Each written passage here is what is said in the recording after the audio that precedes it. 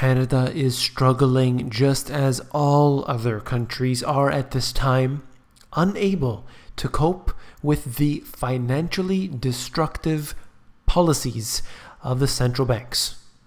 You came here for the truth, so let me unveil that for you.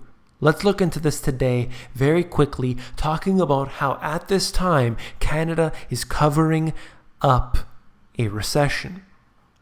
Let's go into it right away. This is the big news. Canada's economy has the biggest quarterly drop in 7 years.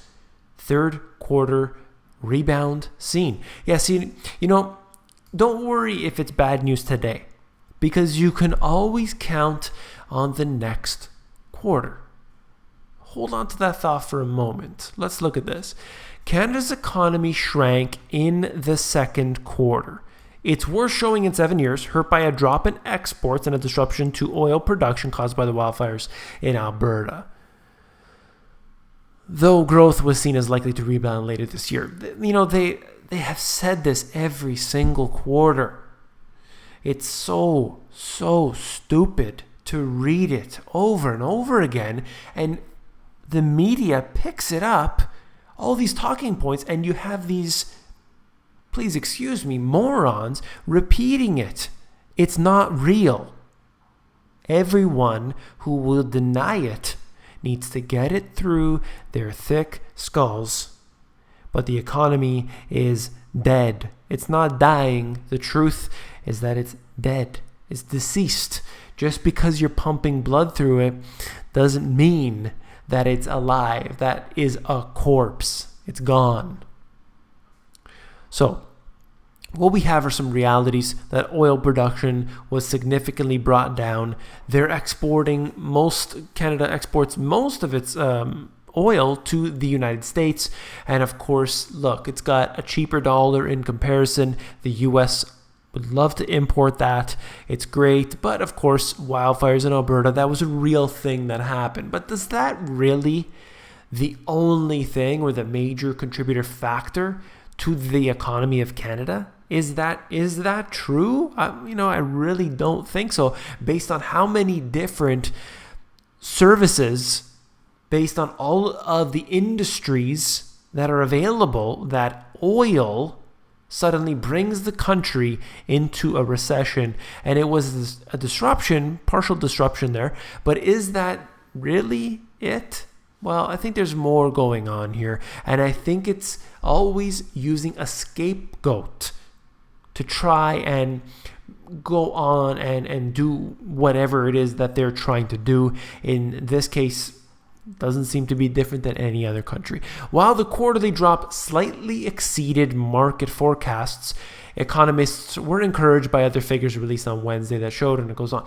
What I love every single time is it's all about what the economy, financial analysts or economists, whatever they predict. If they say that the economy was going to drop by 10%, let's say, and it was only 9%, well, then everything's great because it did better than what they forecasted. That right there just doesn't make any sense to me. Is it growing or is it shrinking? If it's shrinking, then the outlook would have to look bad. If it's growing, outlook is good. But no, they say, look, everything is bad right now, but don't worry, next quarter is going to be better. Let me guess why they say that. Could it be the fact that they want the economy to go north? They don't want it to head south? They don't want this to basically snowball and have an effect on the markets in Canada? Yeah, well, I'll leave that up to you. All right, next article right here is a blast from the past. Look at this here. August 21st, 2015. Strong economic numbers bring hope for a Canadian resurgence. That's right. Don't worry about the fallen economy. Don't worry about what's happening. There is a Canadian resurgence at hand. Oh, wait a second. It wasn't August 2016. This is August 2015. And you're reading the same bunch of BS a year later. Same crap. Same garbage. That's what it is. Doesn't deserve proper English terms here. Whoa, suddenly Canada's economy is not so shabby. Here's what the economists say. That's right. And look at the date, March 31st, 2016. And this is what we constantly hear. Let's move to the next article. As you see, April 1st, 2016. Let me highlight that. As you see, April 1st, 2016. Well, again, saying startling Canadian GDP numbers could signal economic turning point. That was only a few months ago. And they said that the numbers, if you scroll down here and look at it for yourself, startlingly good in April.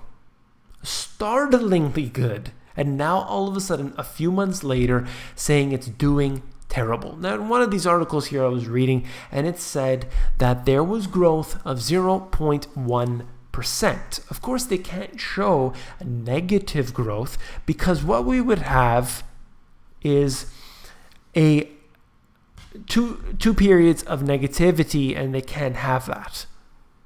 And, they fake the GDP numbers. We see how they do it in Europe. We've seen how they calculate it all across the board, the US and others, and they use fake numbers. That's pretty obvious.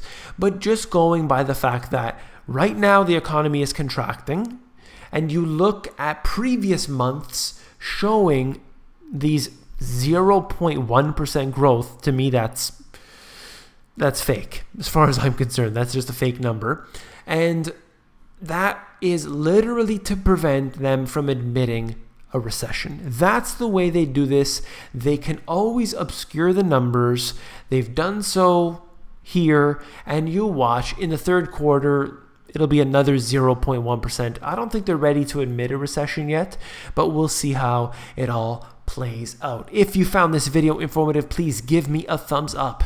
Last but not least, if you found the video informative, I know you'll find my book, The Money GPS, even more informative. Head over to Amazon. They have a look inside feature.